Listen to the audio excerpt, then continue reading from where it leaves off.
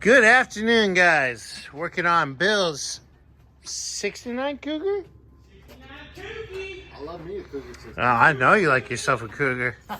Anyways, getting ready to pull the motor out. So we can figure out if we're sending it to the machine shop or not, or XYZ. It's between the boss and him. But getting ready to take the AC compressor out of the way.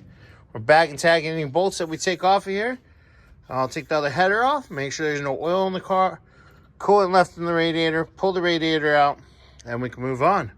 So as my progress goes, I'll keep you guys along here. All right, just want to show you that I'm taking this bracket off and bolts on top to the bracket that goes down to the power steering pump and to the water pump. So I just want to make sure I document this so when we put everything back, it's for the tension and pulley.